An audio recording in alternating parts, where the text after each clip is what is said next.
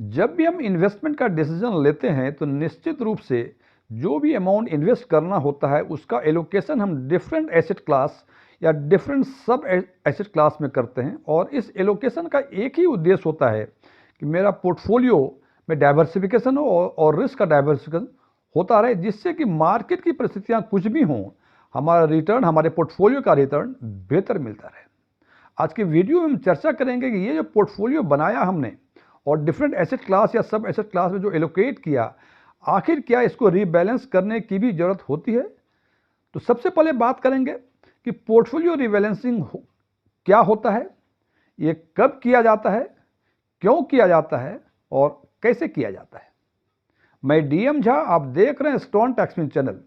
यदि इस वीडियो से आपको कोई नई जानकारी मिले या ये वीडियो आपको पसंद आए तो वीडियो को लाइक करें, अपने फ्रेंड्स के साथ शेयर करें, कमेंट बॉक्स में यस लिखें। और यदि आपको लगे कि इस वीडियो में ऐसी कोई जानकारी नहीं है जो पहले से आपको नहीं पता थी या ये वीडियो ही आपको पसंद ना आया हो तो कमेंट बॉक्स में नो लिखें। और यदि आपकी रुचि इन्वेस्टमेंट, खासकर म्यूचुअल फंड इन्वेस्टमेंट, बैंकिंग और डायरेक्ट टैक्सेशन में है और अभी तक आपने मेरे चैनल को सब्सक्राइब नहीं किया है तो मेरे चैनल को सब्सक्राइब करें और ऑल बटन पर क्लिक करें ताकि हमारे सभी नए वीडियो की नोटिफिकेशन आपको लगातार मिलती रहे। सबसे पहले बात करते हैं कि ये पोर्टफोलियो रीबैलेंस क्या है। जैसे कि मैंने चर्चा की कि जो भी पोर्टफोलियो, जितना पैसे हमें इन्वेस्ट करने होते हैं तो अलग अलग एसेट क्लास में इन्वेस्ट करते हैं आप, और इसका एक ही मुख्य कारण होता है कि रिस्क डाइवर्सिफिकेशन होता रहे।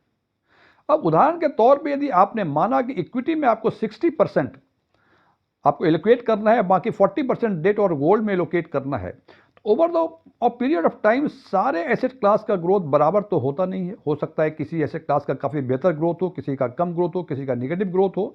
तो over the period of time हम देखते हैं कि जो भी पोर्टफोलियो बनता है उसका जो ओरिजिनल एलोकेशन था वो इम्बैलेंस हो जाता है। यानी यदि हमने ओरिजिनली इक्विटी को 60% रखा था और मार्केट बुलिश फेज में था तो एक साल के बाद हो सकता है कि इक्विटी का 65 या 70% हो गया हो। तो निश्चित रूप से एक एसेट का यदि एलोकेशन 70% हो गया होगा तो बाकी जो एसेट्स होंगे रिमेनिंग, उसका एलोकेशन या उसका एक्सपोजर कम हो गया होगा। तो इस पोर्टफोलियो को, इस एलोकेशंस को फिर ओरिजिनल एलोकेशंस पे लाने की प्रक्रिया को ही हम पोर्टफोलियो रीबैलेंस कहते हैं। अब सवाल है, आखिर हमें कैसे मालूम होगा, क्योंकि मैं पोर्टफोलियो को डेली तो रिव्यू कर नहीं सकता हूं, तो हमें कैसे मालूम होगा कि अब रीबैलेंसिंग का टाइम आ गया है। इसका सबसे पहला साइन है कि यदि आपका टाइम होरिजन या गोल यदि आपका चेंज हो गया हो तो आपको जरूरत है पोर्टफोलियो को रीबैलेंस करने की। इसको साधारण शब्दों में यदि बात करूं तो आपने जब इन्वेस्टमेंट स्टार्ट किया था और जो भी एसेट में जो भी एलोकेट किया था अपने फंड, ये सोच के किया था कि आप 60 वर्ष में रिटायर होंगे, उसके बाद इस पैसे का जो कॉर्पस बनेगा वो या पोस्ट रिटायरमेंट पीरियड आप बेहतर ढंग से बिता पाएंगे।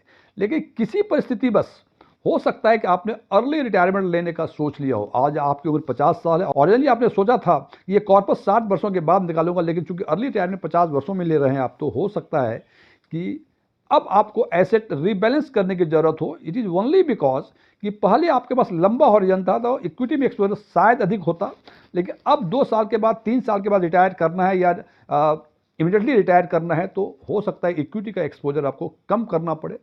तो ये भी एक साइन है कि आप पोर्टफोलियो को रीबैलेंस करें। हालांकि ये एग्जाम्पल दिया रिटायरमेंट का, हो सकता है बच्चों का एजुकेशन का हो, बच्चों का मैरिज का हो, या कुछ ऐसी परिस्थितियां आ गई हों जहां आपको फंड तुरंत चाहिए, या जो सोचा था कि 10 साल के बाद चाहिए वो 5 साल में ही चाहिए, आपको मकान खरीदना हो, कुछ भी कारण हो सकते हैं। तो यदि ऐसा होता है तो आपको पोर्टफोलियो को रीबैलेंस करना जरूरी होता है। दूसरा जो सिम्टम्स हैं इसके कि सामान्य तौर पे अपने पोर्टफोलियो को 6 महीने या साल भर में एक बार रीबैलेंस करना ही चाहिए। बिकॉज निश्चित रूप से 6 महीने या 12 महीने में यानी एक साल में आपके पोर्टफोलियो में कुछ न कुछ ग्रोथ तो हुआ ही होगा। ये हो सकता है निगेटिव रिटर्न हो या पॉजिटिव रिटर्न हो, लेकिन जो भी रिटर्न होगा सारे एसेट्स का रिटर्न बराबर नहीं होगा। तो निश्चित रूप से 6 महीने या 12 महीने के बाद आपका पोर्टफोलियो इम्बैलेंस हो गया होगा। तो यदि ऐसा है कि 6 महीने या 12 महीने से आपने पोर्टफोलियो को बैलेंस नहीं किया है तो निश्चित रूप से ये समय है कि आप पोर्टफोलियो को रीबैलेंस करें। हालांकि फंडामेंटली कहा जाता है कि यदि आपका पोर्टफोलियो एग्रेसिव पोर्टफोलियो है तो इसको 6 महीने में रीबैलेंस किया जाना चाहिए, और यदि बैलेंस पोर्टफोलियो है तो इसको साल भर में एक बार रीबैलेंस करने की जरूरत होती है। तीसरा सिम्टम है या तीसरा साइन है कि यदि आपके पोर्टफोलियो में एक दो फंड डोमिनेट कर रहे हो तो ये भी एक समय होता है, ये भी एक सिम्टम होता है जब आपको पोर्टफोलियो को रीबैलेंस करना चाहिए। सामान्य तौर पे यदि एक दो फंड डोमिनेट करते हो इसका मतलब रिस्क कंसंट्रेशन अधिक हो जाता है और फंडामेंटली ये कहा जाता है कि सिंगल इक्विटी का एक्सपोजर किसी पोर्टफोलियो में 20-25% से अधिक नहीं होना चाहिए। सिंगल डेट फंड का एक्सपोजर पोर्टफोलियो में 30 से 35% से अधिक नहीं होना चाहिए और टॉप 2 फंड्स जो हैं इनका एक्सपोजर 40 से 45% से अधिक नहीं होना चाहिए। तो निश्चित रूप से यदि दो फंड डोमिनेट कर रहा है तो हो सकता है ये दो फंड 60 से 65% हो गया हो या कुछ भी हो गया। यदि ऐसी परिस्थितियां आती हैं जो मैंने फंडामेंटली बताया, हालांकि ये वाटर टाइट कंपार्टमेंट नहीं है कि 20-25 बताया तो यदि 19 हो गया या 26 हो गया तो उसको रीबैलेंस करने की जरूरत है। ये एक फंडामेंटल है, ये एक गाइडलाइन है, बेंचमार्क है, इसके हिसाब से आप निर्णय ले सकते हैं। और यदि ऐसी परिस्थितियां आती हैं तो निश्चित रूप से आपको पोर्टफोलियो रीबैलेंस करने की जरूरत है।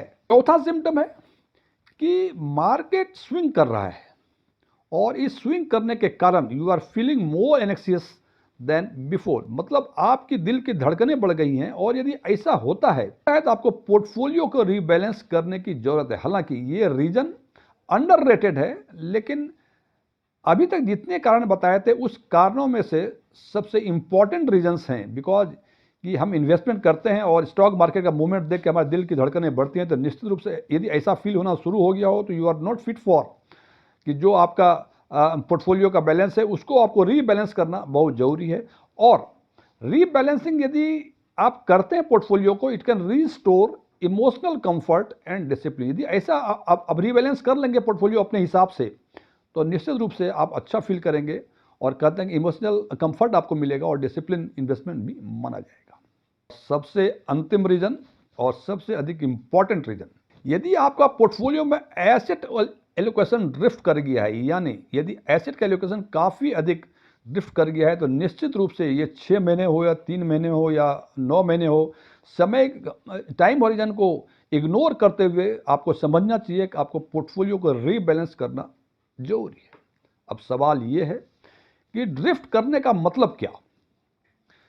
इसका सिंपल मतलब है कि जिस भी एसेट क्लास में ओरिजिनल एलोकेशन जो भी था उस एलोकेशन के परसेंटेज से यदि प्रेजेंट पोजीशन में 5 से 10% तक प्लस या माइनस का मूवमेंट हुआ है तो आपको समझना चाहिए कि पोर्टफोलियो को रीबैलेंस करने की जरूरत हो गई। हालांकि इसको मैं एक एग्जांपल के द्वारा समझाने की कोशिश करता हूं। यदि आपका 10 लाख का ओरिजिनल इन्वेस्टमेंट था और आपने सोचा था कि इक्विटी में 65%, डेट में 20% और गोल्ड में 15% एलोकेशन करेंगे, तो इस हिसाब से 6,50,000 इक्विटी में इन्वेस्ट कर दिया आपने, डेट में कर दिया 2 लाख और गोल्ड में कर दिया 1,50,000। 6 महीने के बाद आपने देखा कि पोर्टफोलियो जो था वो 10 लाख से 12 लाख हो गए, 20% ग्रोथ हो गया। लेकिन ये ग्रोथ तीनों ही एसेट क्लास में यूनिफॉर्म नहीं थे, बराबर नहीं थे। और इसमें यह देखा गया कि इक्विटी जो 6,50,000 था, 6 महीने के बाद ये 8,30,000 हो गए। डेट जो 2 लाख था वो बढ़ के 2,10,000 हो गए और गोल्ड जो 1,50,000 था ये बढ़कर 1,60,000 हो गए। और इस हिसाब से यदि एसेट का एलोकेशन देखें तो इक्विटी का 69.17% होता है, डेट का 17.50% और गोल्ड का 13.33% होता है। ओरिजिनली हमारा 65, 20 और 15 था, अब ये इम्बैलेंस होके 69.17, 17.50 और 13.33 है। तो इन तीनों ही एसेट क्लास में देखते हैं कि ड्रिफ्टिंग तो हुई है, लेकिन ड्रिफ्टिंग 5% से अधिक किसी में नहीं हुई है। जैसे इक्विटी में बढ़ा 4.17% के आसपास और डेट और गोल्ड में भी करीब 1.5-2% के आसपास कम हुआ। तो अभी भी 5% या 10% के लिमिट को ये क्रॉस नहीं किया है। तो एक साल के बाद फिर देखते हैं कि ये 12 लाख जो पोर्टफोलियो था ये बढ़ के हो गया 15 लाख और जो इक्विटी ओरिजिनली 6.5 लाख था वो बढ़ के 10,75,000 हो गए। डेट जो ओरिजिनली 2 लाख थे ये बढ़ के 2,50,000 हो गए और गोल्ड जो ओरिजिनली 1,50,000 थे ये बढ़कर 1,75,000 हो गए। और यदि इसका हम देखें परसेंटेज के हिसाब से एलोकेशन तो इक्विटी में ये हो गया 17.67%, डेट में हो गया 16.67% और गोल्ड में हो गया 11.67%। अब यहाँ यदि देखें ओरिजिनल कंपैरिजन से देखें, इक्विटी का 65% था और आज के दिन में जब 10 से 15 लाख हो गया तो इक्विटी का एलोकेशन 71.67% हो गया।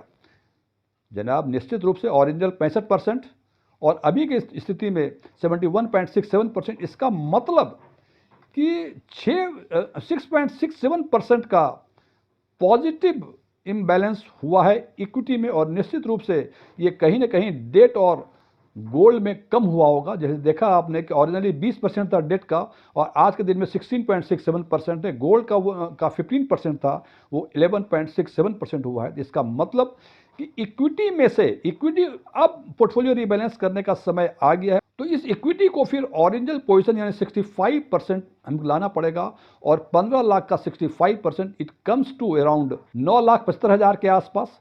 तो इसका मतलब ये हुआ कि अभी पोर्टफोलियो इक्विटी में 10,75,000 है, इसको 9,75,000 करने के लिए 1 लाख रुपए इसको स्विच करेंगे डेट में और गोल्ड में, और उस 1 लाख में से 50,000 स्विच करेंगे डेट में और 50,000 हम स्विच करेंगे गोल्ड में। इससे क्या होगा कि जो ओरिजिनल पोजीशंस था, ओरिजिनल जो एलोकेशंस था पोर्टफोलियो का 65, 20 और 15 इक्विटी, डेट और गोल्ड में, वो हो जाएगा। तो इस तरह से ये सबसे इंपॉर्टेंट, हालांकि सबसे लास्ट में बातें की इस रीजन की, ये सबसे इंपॉर्टेंट रीजन है। फ्रेंड्स, ये वीडियो क्लोज करने के पहले मैं कुछ डिस्क्लेमर देना चाहता हूं। मैं कोई इन्वेस्टमेंट एडवाइजर नहीं हूं, मेरे पास एमएफआई के कोई रजिस्ट्रेशन नंबर नहीं है, ना ही मैंने सेबी के कोई एग्जाम पास किए हैं। ओपन डोमेन में जो भी इंफॉर्मेशन अवेलेबल है उसके बेसिस पे मैं आम लोगों के लिए आम वीडियो बनाया करता हूं। ये मेरे विचार थे, मेरे विचारों से सहमत होना कोई जरूरी नहीं है। यदि आप मेरे विचारों से सहमत हैं, कमेंट बॉक्स में एग्रीड लिखें, और यदि आपको लगता है कि आप मेरे विचार से सहमत नहीं हैं तो कमेंट बॉक्स में नॉट एग्रीड लिखें। लेकिन नॉट एग्रीड लिखने के साथ साथ कारण जरूर बताएं या वो पॉइंट्स जरूर बताएं जिस पॉइंट्स पे आप हमसे असहमत हैं। Thank you.